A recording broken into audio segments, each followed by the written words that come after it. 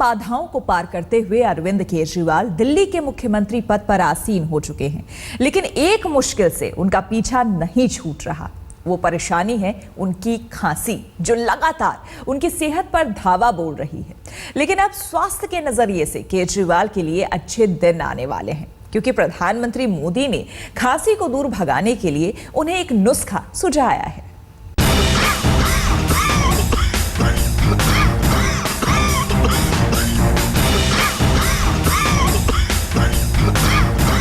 इन तस्वीरों को देखकर 40 साल पहले रिलीज हुई सुपरहिट फिल्म शोले का एक डायलॉग अनायास याद आता है। इतना सन्नाटा क्यों है भाई? बेशक आज जमाना बदल चुका है, लोग बदल चुके हैं और सवाल भी बदल चुका है, लेकिन उसे पूछने का लहजा शायद नहीं बदला है, जो कुछ इस तरह से है। इतनी खांसी क्यों है भाई? दिल्ली के नए नवेले मुख्यमंत्री अरविंद केजरीवाल से ये सवाल पूछा देश के प्रधानमंत्री नरेंद्र मोदी ने। केजरीवाल की खांसी से अब हर कोई वाकिफ हो चुका है। बीमारी पुरानी है, जिसकी तस्दीक वक्त वक्त पर तस्वीरों के रूप में सामने आती रहती है। लेकिन दिल्ली में एक अनौपचारिक कार्यक्रम में प्रधानमंत्री नरेंद्र मोदी और गृह मंत्री राजनाथ सिंह से अरविंद केजरीवाल का मिलना जुलना हुआ और इसी मेल मुलाकात में मोदी ने केजरीवाल से उनकी खांसी पर चिंता जाहिर की। दरअसल कार्यक्रम में सभी आपस में बातचीत कर ही रहे थे कि केजरीवाल को अचानक खांसी आ गई। इसी पर सवालों की शुरुआत गृह मंत्री राजनाथ सिंह ने की, लेकिन केजरीवाल की सालों पुरानी खांसने वाली बीमारी का इलाज बताया प्रधानमंत्री नरेंद्र मोदी ने।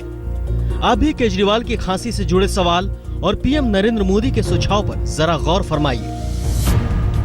केजरीवाल की खांसी को देखकर गृह मंत्री राजनाथ सिंह ने पहले उनसे सवाल किया, आपको खांसी बहुत आती है? जिस पर केजरीवाल ने जवाब दिया, मैं भी परेशान हूँ, पर ये ठीक ही नहीं होती। दोनों की बातचीत के बीच में पीएम भी शामिल हो गए और उन्होंने केजरीवाल से पूछा, आपको इतनी खांसी आती क्यों है? कब से है ये प्रॉब्लम? केजरीवाल कुछ बोलते इससे पहले मनीष सिसोदिया ने कहा, मैं तो 12-15 सालों से देख रहा हूँ, खांसी बनी ही हुई है। इस पर केजरीवाल बोले, कभी कभी कम हो जाती है, मौसम बदलने या धूल बढ़ने पर बढ़ जाती है। इस पर मोदी ने कहा, आप बेंगलुरु में डॉक्टर नागेंद्र से कंसल्ट कीजिए, वे क्रॉनिक खांसी के एक्सपर्ट हैं। मुझे उम्मीद है आपकी खांसी जरूर ठीक हो जाएगी। दिल्ली के सीएम पद की शपथ लेने के बाद अरविंद केजरीवाल दूसरी बार प्रधानमंत्री नरेंद्र मोदी से मुलाकात कर रहे थे। बेशक मोदी और केजरीवाल सियासी तौर पर एक दूसरे के धुर विरोधी हैं, लेकिन निजी स्तर पर पीएम नरेंद्र मोदी ने अपने राजनीतिक विरोधी की खांसी की बीमारी पर चिंता जाहिर की और उसका उपाय भी बताया।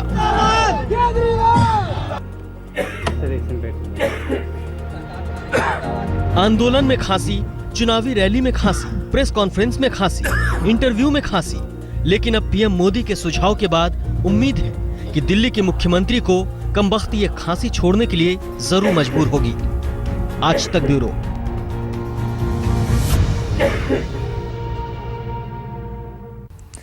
दिल्ली में पीएम मोदी और केजरीवाल के बीच ये दूसरी बार मुलाकात थी, लेकिन मोदी ने सीएम की सेहत से फिक्रमंद होकर उन्हें बैंगलोर के मशहूर डॉक्टर नागेंद्र से अपनी खांसी के इलाज की सलाह दी है।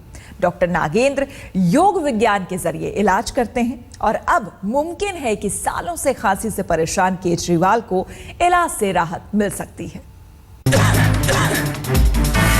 दिल्ली का मुख्यमंत्री खांसता है तो चिंता देश के प्रधानमंत्री को भी होती है। भारत के लोकतंत्र की यही खूबसूरती है, विरोधी भी एक दूसरे के स्वास्थ्य की फिक्र करते हैं। पीएम मोदी ने केजरीवाल को खांसी से निजात दिलाने के लिए बेंगलोर के एक मशहूर डॉक्टर का नाम सुझाया है। केजरीवाल ने भी हामी भर दी है और खबर खुद डॉक्टर नागेंद्र तक भी पहुंच चुकी है। अपने सालों पुराने अनुभव से मिले नतीजों के आधार पर ही मोदी ने अरविंद केजरीवाल को खांसी से निजात पाने के लिए डॉक्टर नागेंद्र का नाम सुझाया।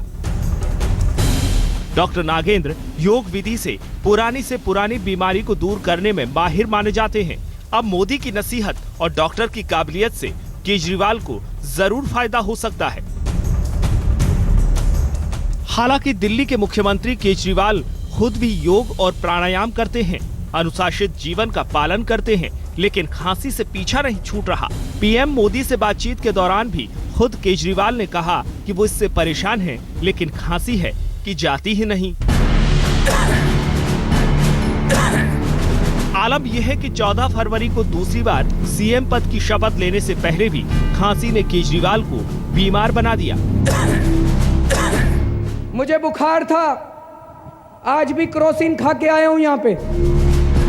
केजरीवाल की खांसी पर मोदी के सुझाव और डॉक्टर नागेंद्र के संभावित इलाज का असर दिख सकता है। अब भरोसा ये है कि सियासत की तरह सेहत के मामले में भी केजरीवाल के अच्छे दिन जरूर आएंगे। आज तक ब्यूरो। केजरीवाल की खांसी ने हर जगह उन्हें परेशान किया है, चाहे वो चुनावी रैली हो या फिर किसी से मुलाकात का वक्त हो। जहां तक कि दिल्ली चुनाव के दौरान विरोधी पार्टियों ने इसे चुनावी मुद्दा तक बना लिया। साल 2011 में दिल्ली में अन्ना आंदोलन के दौरान हिंदुस्तान के लोगों का पहली बार अरविंद केजरीवाल से पूर्ण परिचय हुआ। साथ ही पहचान हुई केजरीवाल की खांसी से भी। उस वक्त लगा कि केजरीवाल की ये खांसी चंद दिनों की मेहमान होगी। वक्त बीतता गया, केजरीवाल का कद बढ़ता गया, शोहरत में इजाफा होता गया, लेकिन जिस एक चीज ने उनका साथ नहीं छोड़ा वो है उनकी चिर परिचित खांसी, जो आज उनकी पहचान के साथ चस्पा हो चुकी है। कुछ दिनों पहले ही दिल्ली में चुनाव खत्म हुए और खास बात ये रही कि चुनाव के दौरान भी सियासी विरोधियों ने केजरीवाल की खांसी को चुनावी मुद्दा बना दिया। केजरीवाल के मफलर के साथ साथ उनकी खांसी पर निशाना साधा गया। आज भले ही प्रधानमंत्री नरेंद्र मोदी केजरीवाल को उनकी सालों पुरानी खांसी को दूर करने का फॉर्मूला सुझा रहे हों, लेकिन इसी खांसी को उन्होंने हथियार बनाकर लोकसभा मिर्ची कांड के वक्त केजरीवाल की ओर उछाला था। लोकसभा में जब काली मिर्च स्प्रे का इस्तेमाल किया गया और सभी लोग उससे जब खांसने लगे तो ऐसा लग रहा था कि वहां सभी आम आदमी पार्टी के लोग मौजूद थे। खांसी को लेकर राजनीति के मैदान में ही नहीं बल्कि इंटरनेट की दुनिया में भी केजरीवाल का मजाक बनाने की कोशिश की गई। लेकिन असल जिंदगी में विजय का ताज केजरीवाल के सिर ही सजा। हालांकि कई मौकों पर मोर्चा केजरीवाल के साथियों ने भी संभाला। अजी खांसता बहुत है, मैंने कहा तुझे इसके बेडरूम में सोना। भाई खांसता है तो इसके घर वालों को प्रॉब्लम होगी, दवाइयों का समस्या होगी, ये समस्या दो ढूंढ के लाए। अब दिल्ली के सत्ता संभालने वाले केजरीवाल के बेहतर स्वास्थ्य का रास्ता बेंगलोर से खुलने वाला है। मुमकिन है कि इलाज के उस रास्ते पर सफर करने के बाद केजरीवाल से कोई ये नहीं पूछेगा कि इतना खांसी क्यों है भाई। आज तक ब्यूरो।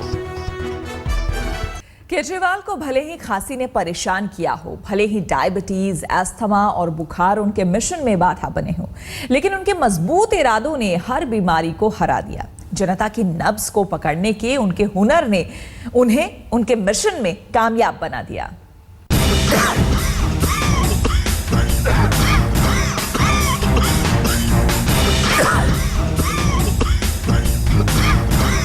केजरीवाल की यह खांसी विरोधी की हुंकार पर भारी पड़ी।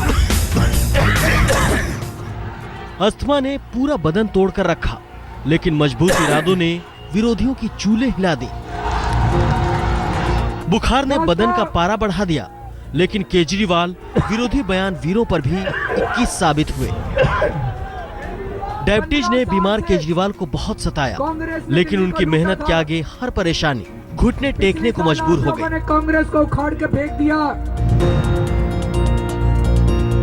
संघर्ष से सियासत के ऊंचे पायदान तक का रास्ता सबसे कम वक्त में चढ़ने वाले शख्स अरविंद केजरीवाल के रास्ते में बड़ी बड़ी सियासी बाधाओं से बड़ी अड़चन उनकी अपनी बीमारियां थीं। बुखार, खांसी, डायबिटीज, इन सब से लड़ते लड़ते केजरीवाल थके नहीं और खांसी तो यूं मानो कि उनका पीछा छोड़ने को तैयार ही नहीं थी। केजरीवाल की यह खांसी सियासी जुमला बन गई। उनकी खांसी पर चुटकुलेबाजी भी हुई और उनकी खांसी को लेकर सफाई पसंद बुद्धिजीवियों ने बीमारी फैलाने के आरोप भी गढ़े। लेकिन केजरीवाल ने ना चुटकुलों की परवाह की, ना सियासी जुमलों की। सुबह से शाम तक रोड शो और नुक्कड़ सभाएं करने वाले केजरीवाल जब सिर पर टोपी और गले में मफलर लपेटकर खांसते हुए लोगों के बीच से गुजरते तो आम आदमी को जैसे कोई अपना हमदर्द दिखाई देता। उनकी एक झलक पाने के लिए लोग बेताब दिखाई देते।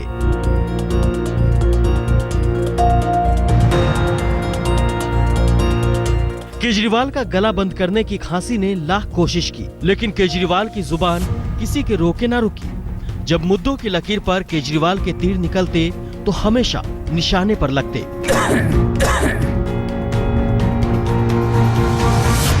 भाई साहब दिल्ली के अंदर रिश्वतखोरी बंद कर दी थी, गलत तो नहीं कह रहा। दिल्ली के हर गली, गांव, कस्बे, मोहल्ले में पहुंचकर केजरीवाल ने दिल्ली वालों की नब्ज को टटोलना शुरू कर दिया। भाषण देने का उनका हुनर भी ऐसा कि उनके भाषण की हर लाइन सुनकर दिल्ली वालों को लगे 10 दिन के बाद आपकी सरकार बन रही है। मानो कोई उनकी दुखती रग को हमेशा के लिए ठीक करने का रामबाण इलाज बता रहा हो। केजरीवाल का मिशन दिल्ली परवान चढ़ता गया और बीमारियां उनके बुलंद इरादों के आगे बौनी होती चली गई। आज तक ब्यूरो।